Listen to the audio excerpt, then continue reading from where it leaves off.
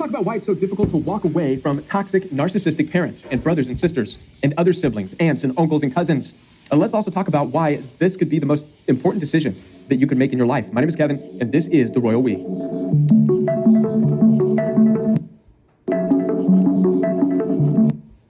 I typically deal with one of two different issues. One issue would be narcissistic abuse within a romantic setting, marriage, boyfriend, girlfriend, and whatnot.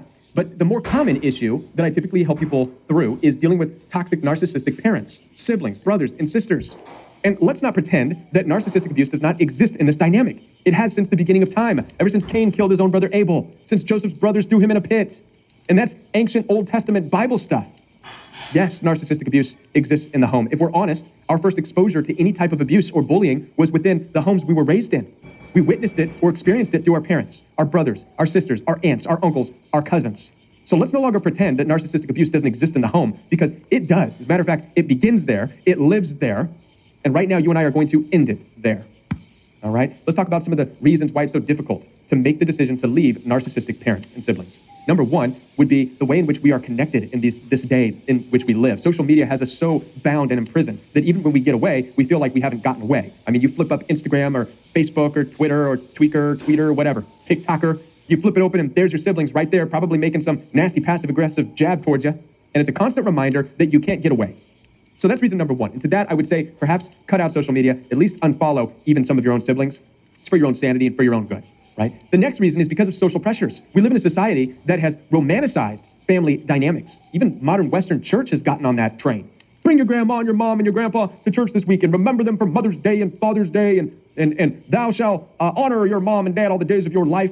It almost makes it sound like there's supposed to be a unification with your parents. There never was. The only unification the Bible ever talks about is between you and a spouse. The role of your parents and siblings is a role of responsibility. That's it. And if they fail at that, oh well, they don't get another chance. I mean, that's just the way it is. So there's a lot of social pressures involved. Now, one of the reasons that you might feel afraid to walk away from toxic narcissistic family members, and I hear this quite a bit, is because you don't want to be talked bad about.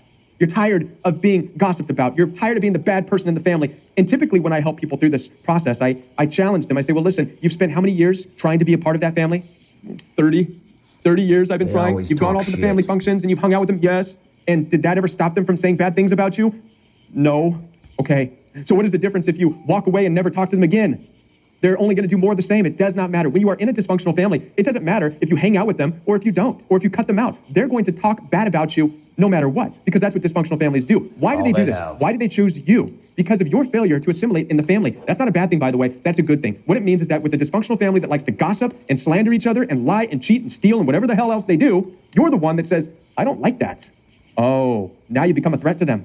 Not only that, but you're gifted and you're talented and you want to go out into the world and you want to be special and you want to do great things. You're waiting for your family to say, yes, finally, be blessed, go and do things that nobody in this family has done. Woo! Yes, they're not going to do that. I'll do that. I will tell you that because I'm rooting for you and I want you to go and do amazing things. Your family, your parents, your toxic brothers and sisters that live in a dysfunctional hierarchy, they're going to be resentful. They're going to hate you. They're going to look at you with envy, jealousy, and animosity, saying, how dare you think you're better than us? How dare you get outside of the box of what this family has always been? So it's good.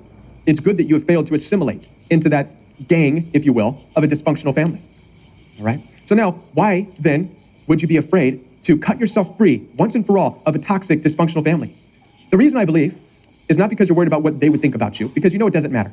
You know they're going to talk about you no matter what. The reason you're afraid is because you have never experienced yourself apart from them.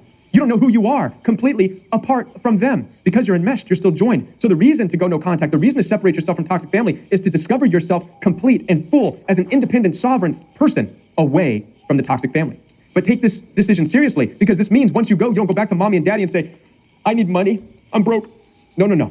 It means you go out there into the world, even if you have nothing, and you create something out of nothing and find out who you are as an independent individual.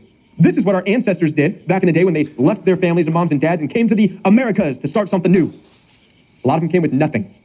It's not easy, it's rough, but they at least discovered who they were as sovereign individuals. You and I have that same calling. So if you're failing to assimilate into your gang of a dysfunctional family, just know that it's because you may have a calling outside of that.